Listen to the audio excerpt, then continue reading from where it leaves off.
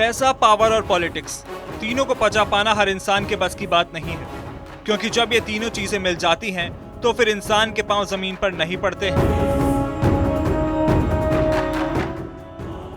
उसका एक कदम अर्श से फर्श पर ला सकता है। यकीन ना हो तो नेशनल मीडिया की सनसनी सुर्खियों में छाए श्रीकांत त्यागी को ही देख लीजिए। पैसा, पावर और रसूख के चलते कानून को जेब में लेकर चलने वाले श्रीकांत त्यागी ने भी वही गलती की जो उसे नहीं करनी चाहिए थी।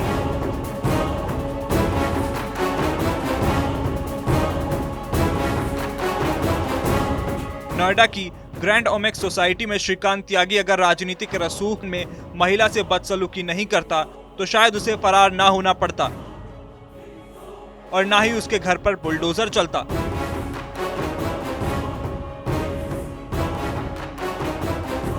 लग्जरी गाड़ियां, बाउंसर और यूपी सरकार के दर्जनों वर्दीधारी गनर्स के साथ काफिला लेकर चलने वाले श्रीकांत त्यागी ने कभी सोचा भी नहीं होगा कि एक दिन वो नोएडा पुलिस और यूपी एसटीएफ का वांटेड बन जाएगा।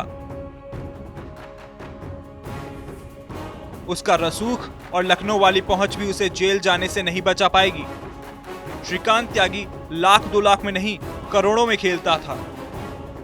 उन्हीं पैसों के दम पर दबंगई करता था। त्यागी की एक महीने की आमदनी लाखों में है।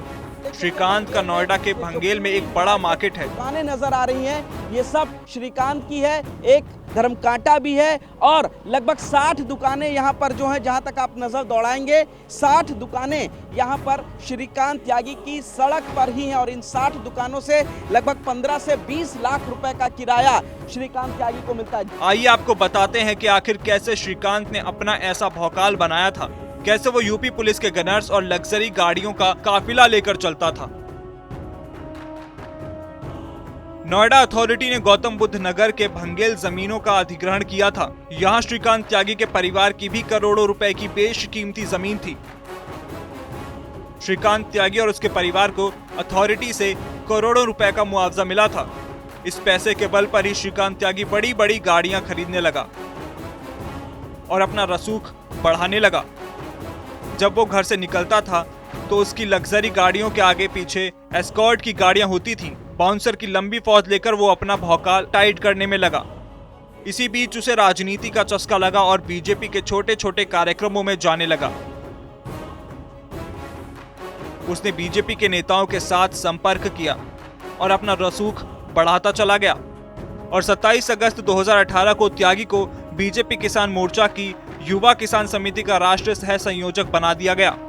जानकारों की माने तो जिस वक्त श्रीकांत त्यागी अपने गांव भंगेल में रहता था तब उसके घर के बाहर बाकायदा पुलिस की बैरिकेडिंग लगी रहती थी। बूम बैरियर लगाए जाते थे। उसके घर के अंदर जाने के लिए बाकायदा मेटल डिटेक्टर लगाया जाता था। श्रीकांत के इलाके में एंट्री करने के लिए पहले तलाशी देनी होती थी। घर पर स्नीपर डॉग भी लगाए गए थे। उसके बाद घर के अंदर एंट्री मिलती थी। श्रीकांत 3 साल पहले अपना गांव भंगेल छोड़कर ओमेक्स ग्राउंड सोसाइटी में रहने लगा था और वहां अपनी दादागिरी चलाने लगा। नोएडा अथॉरिटी में भी श्रीकांत त्यागी का सिक्का चलता था। श्रीकांत त्यागी ने कॉमन एरिया में दीवार खड़ी की। बेसमेंट में अवैध निर्माण किया गया। 2019 में बाकायदा इसकी लिखित शिकायत की गई थी, लेकिन अथॉरिटी की तरफ से कोई कार्रवाई नहीं हुई।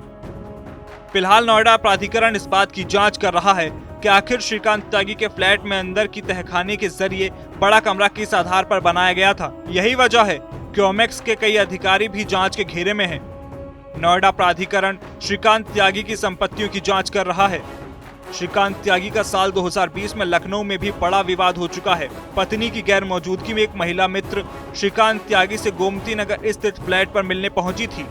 तभी अचानक पत्नी पहुंच गई। इसके बाद महिला मित्र और पत्नी के बीच जबरदस्त मारपीट हुई थी। श्रीकांत त्यागी की पत्नी ने गोमती नगर थाने में शिकायत दर्ज कराई थी।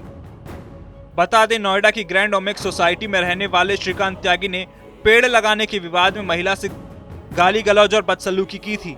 घटना का वीडियो वायरल होने के बाद पुलिस एक्शन में आ गई और श्रीकांत त्यागी पर एफआईआर दर्ज की गई।